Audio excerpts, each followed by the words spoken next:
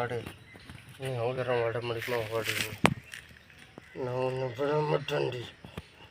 அந்நியமா நீ அரணியை வந்து கோமா கண்பிட்டுலாம் விட மாட்டோம். நீ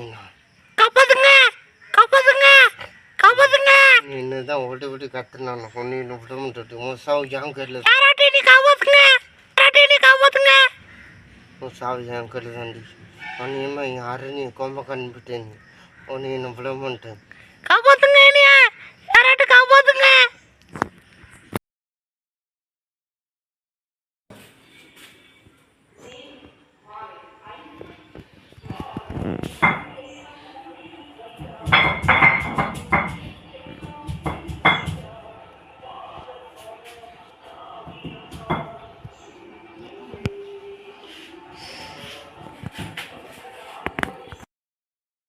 பாலண்ணே உங்களுக்கு ஒரு பொண்ணு பார்த்துருக்கு. அப்படியா? இந்த விஷயம் எனக்கு தெரியும் பச்சு. இது ஒரு நிமிஷம் அடி ஏறிக்கு தலைவா இருக்குது. இந்த காலத்தில் எங்கள் நிலமெல்லாம் அப்படித்தான் பிள்ளை. கனவுல தான் அடிக்க முடியும், நிஜத்தில் கலைய முடியாது. கனவுல தான் வரல முடியும். அதாட்டு வந்து வேற என்ன பண்ண. சரி, பொண்ணு பார்த்துருக்கு. நீங்கள் எந்த ஊரில்? எங்கள் வீட்டு பக்கத்தில். வீட்டு பக்கத்தில் யார் இருக்கா? வீட்டு பக்கத்தில் ஒரு சின்ன பிள்ளை இருக்கு. அப்புறம் அரு சாயாதான்ல சாயாவில் பார்த்து ஆமாம் இல்லை விளங்கவே இல்லை. நீ குறிப்பிட மனசு இருக்க இந்த இந்த அந்த பையனை, அழகான பையனை அந்த ஆயா கூட சேர்த்து வைக்க பைக்கல. நீ இல்லை கொஞ்சம் மனசாச்சு இருக்கல. இப்போ பொண்ணே வேண்டாப்பா எனக்கு. நாங்கள் இப்படியே வாழ்ந்து கொடுத்தோம்.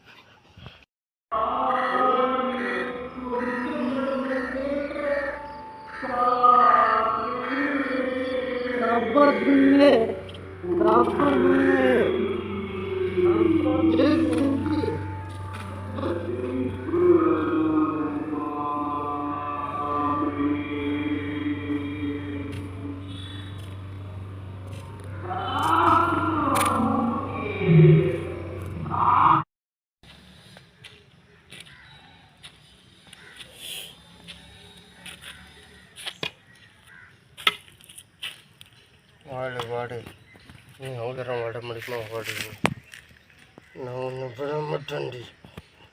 அந்நியமா நீ அரணியை வந்து கோமா கண்பிட்டுலாம் விட மாட்டோம். நீ நீ என்னதான் ஓடி ஓடி கத்துனான் ஒன்று விட மாட்டேன். உன் சாவு ஏன் கருல உன் சாவு ஏன் கருது தாண்டி. அந்நியமா என் அரணியை கோமா கண்பிட்டேன். ஒன்று என்ன விட மாட்டேன்.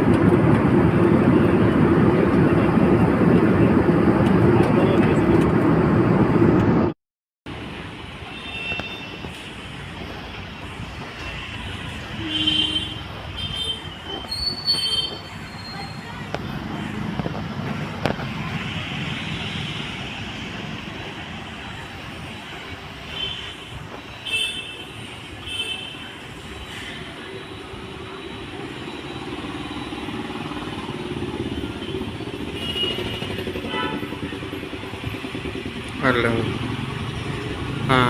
சொல்லு. அருணி மட்டும் என் லவ்வர் அருணி இருக்கலாம், அவளை மட்டும் யாருக்கும் கொண்டாந்து தெரிஞ்சதுன்னா அந்த பரதேசிக்கு என் கையில் சாப்பிடு உன்னை உயிரோடு விட மாட்டேன். உண்மை. ஆனால் யாரும் தெரிய மாட்டேக்கு. ஆனால் தப்பிச்சுக்கிட்டே இருக்கேன். நான் விட மாட்டேன். நேரில் பார்த்தேன் நான் விடவே மாட்டேன்.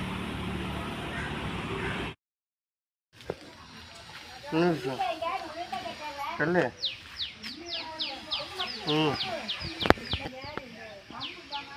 என்ன பிரச்சனைப்பா? இன்னும் புரியல எனக்கு.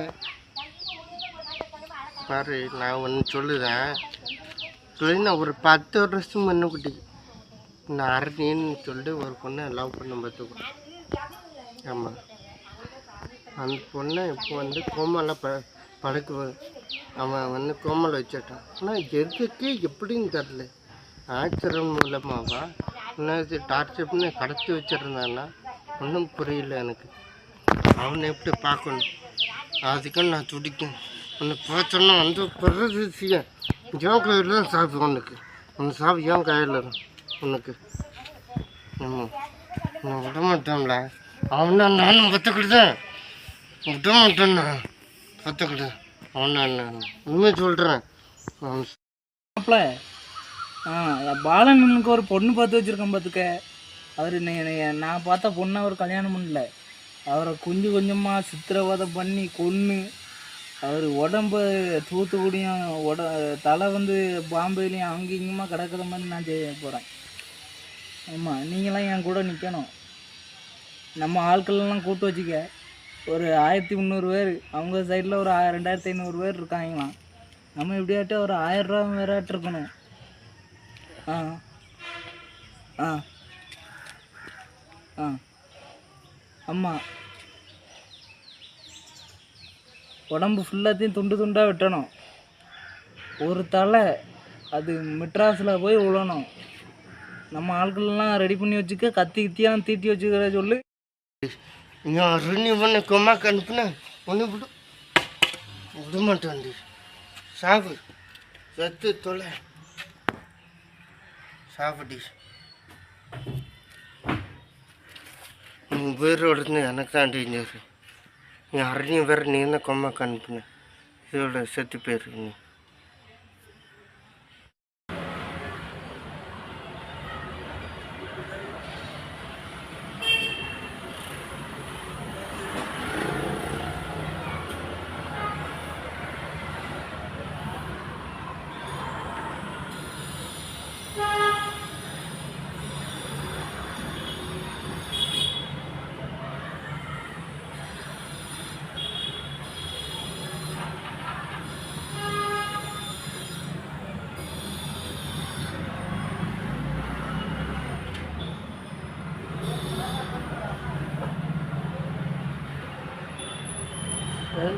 கணம் அடைக்கிட்டு வந்துட்டு இருக்கேன்.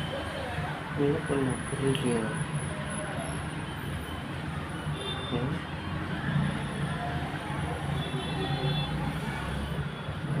கணம் அடைக்கிட்டு வந்துட்டு நம்ம ட்ரக்கிங் நம்ம ஒழுங்க போகிறோம்.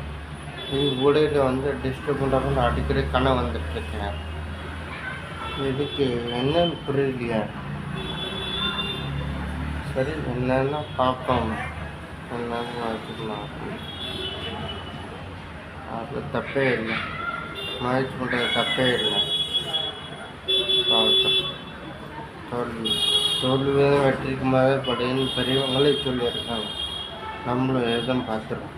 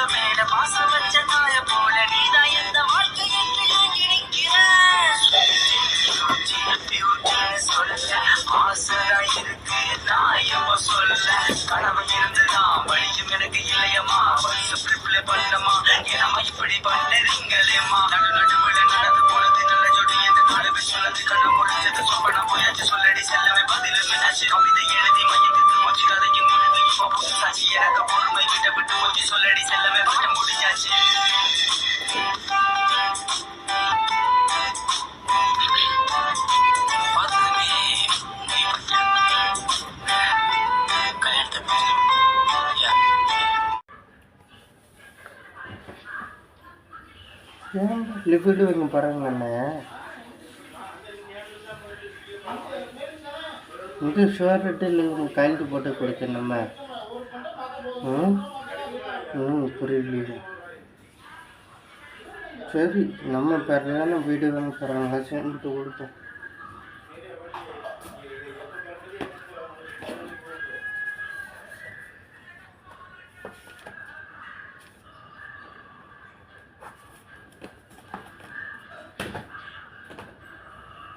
பட்டாச்சு ஷைன் பண்ணுறதும் பட்டாச்சு. ஷைன் போட்டு சரி கோடை போன தம்பி.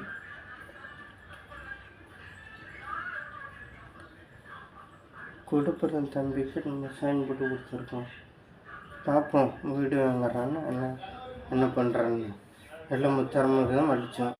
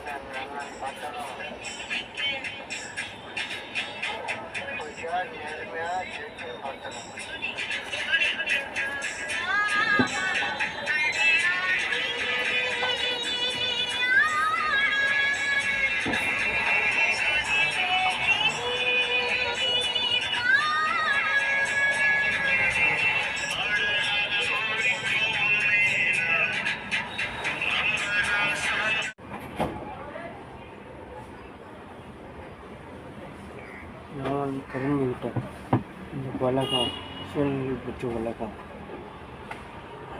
ஊரில் எல்லாரும் வந்து அவங்களும் சிவனை தான், சிவனு யாரும் நேரடி மத மாட்டாங்க, எல்லாமே சிவனை தான். கையெழுத்து போட்டு நம்ம சொந்த தம்பி, கொடுப்பன் தம்பி வந்து நம்ம பேர் வீடு அனுப்புகிற ஆட்சியை கையெழுத்து கொடுத்தா அவன் லாஸ்ட்டு முடிவில் கொடுத்துட்டு கையில் தான் பெஸ்ட்டு. ஃபிங்கர் பிரிண்ட்டு தான், ஃபிங்கர் பிரிண்ட் போட்டால் இன்னும் எல்லோரும் படிக்காத முட்டாளுமாங்க. ஆனால் கழட்டி போட்டால் இதுக்காண்டி இனிமேல் யாரும் பயப்படுவோன்னு அவசியம் இல்லை. இனிமேல் வைக்கணும், ஃபிங்கர் பிரிண்ட்டாக வைக்கணும். யாரும் என்ன சொன்னாலும் பரவாயில்ல. நான் படிக்காத மேட்ச அப்படின்னு காலை தூக்கி விட்டு தைரியமும் நடப்பேன்.